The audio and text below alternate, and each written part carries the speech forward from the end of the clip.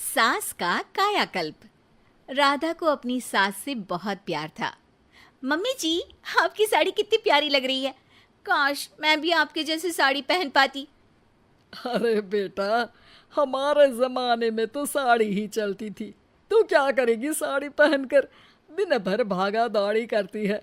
Sari comfortable नहीं feel कराएगी। तू तो ऐसे ही जचती है बेटा। राधा सास को लेकर घूमने जाती, सैर करती और उनसे खूब बातें किया करती थी। एक दिन, अरे राधा और माँ सुनो, अब हम लोगों को बम्बई चलना पड़ेगा। मेरी नई नौकरी वहीं लगी है। अरे वाह माँ, कितना मजा आएगा ना। अरे नहीं नहीं, मैं नहीं जाऊंगी। बड़ा शहर, बड़े लोग, मेरा दिल नहीं लगेगा। अरे माँ, मैं हूं ना आपके साथ। और सारा परिवार बड़े शहर में शिफ्ट हो जाता है। एक दिन, राधा, तू भी अब नौकरी में जाने लगी है। मैं तो बोर हो जाती हूँ। सोच रही हूँ आसपास की औरतों से दोस्ती कर लूँ। हाँ हाँ माँ, और क्या। यहाँ की औरतें तो किटी पार्टी और बहुत सी फन लविंग एक्टिविटी करती हैं। तो बेटा, दो चार फन लविंग से मुझे भी मिलवा देना। बहू सास के साथ बाहर निकलती है तो देखती है कि सास की उम्र की जो औरतें टहल रही हैं, उनका पहनावा ओढ़ावा सास से बिल्कुल अलग है। लेकिन फिर भी राधा एक औरत को रोकती है। Hello aunty, how are you? Oh great darling. Aunty, हम लोग यहाँ नए शिफ्ट हुए हैं। ये मेरी मम्मी है। क्या ये कल से आप लोगों को ज्वाइन कर सकती हैं? वो औरत सास की तरफ बड़ी ही अजीब नजरों से देखती है, फिर कहती है, अब ठीक है, कल से भेज देना।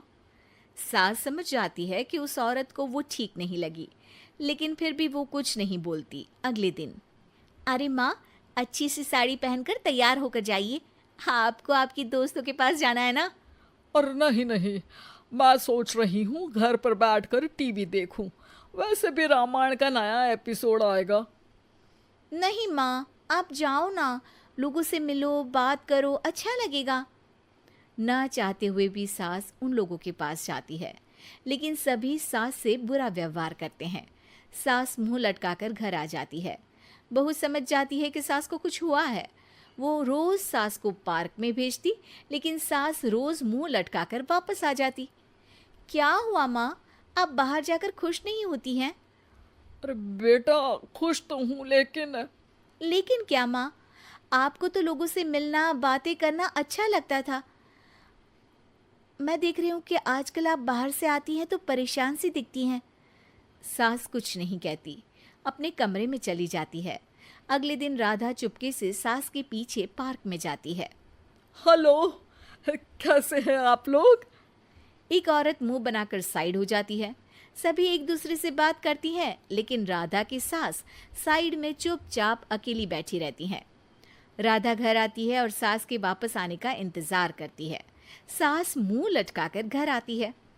अरे मम्मी जी, तब से इंतजार कर रही हूँ, जल्दी तैयार हो जाइए, मार्केट जाना है। राधा सास को लेकर बाजार जाती है और उन्हें कुछ मॉडर्न कपड़े दिलाती है। अगले दिन सास उन कपड़ों को पहनकर पार्क में जाती है। Oh my god, you are looking gorgeous. Beautiful top, कहाँ से लिया? हे, मेरे घर में कल किटी है, तुम जरूर आना। अजीब औरतें हो तुम लोग। मैं रोज आती थी तब तो तुम लोग सीधे मुंह बात भी नहीं करती थी। आज इन कपड़ों को देखकर तुम मुझे घर बुला रही हो।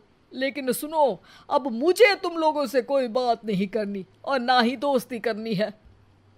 अरे तुम तो बुरा मान गई। वैसे दोस्ती नहीं करनी थी तो ये कायाकल्प क्यों किया? ये मेरी बहू ने किया है। मैं यहाँ सिर्फ ये देखने के लिए आई थी कि तुमको मुझसे समस्या है या मेरे कपड़ों से। कपड़े तो बदले जा सकते हैं। अच्छा चलो, जो भी हो, अब हम लोग तुम्हें अपने साथ रखने को तैयार हैं। लेकिन अब मुझे तुम लोग नहीं पसंद। ये बोलकर राधा की सास वहां से चली जाती है। वाह माँ जी, आज तो आपका चेहरा खिला खिला सा लग रहा है। लगता है आपकी सहेलियों ने आपको अपना लिया।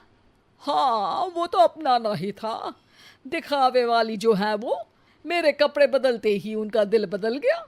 लेकिन आज मैं उन्हें मना कर आई, अरे क्यों माँ जी? क्योंकि उन लोगों को मुझसे नहीं मेरे कपड़ों से दोस्ती करनी थी। वैसे मेरे पास तो तू है ना, मेरी प्यारी बहू, मुझे किसी की जरूरत नहीं है। अरे नहीं नहीं माँ जी, आप ऐसा क्यों सोच रही हैं? बेटा ये गलत भी तो नहीं है, जैसा देश वैसा भेष। क्यों? ठीक है ना माँ, अब जब ये हम लोगों का देश है तो क्यों ना हम यहाँ का भेष अपना ले। हाँ हाँ जरूर, मैं तो तैयार हूँ। समय के साथ खुद को बदलने में कोई बुराई नहीं है, लेकिन कहीं नकल के चक्कर में बंदर ना दिखने लगूं। खैर, बहू लग जाती है सास की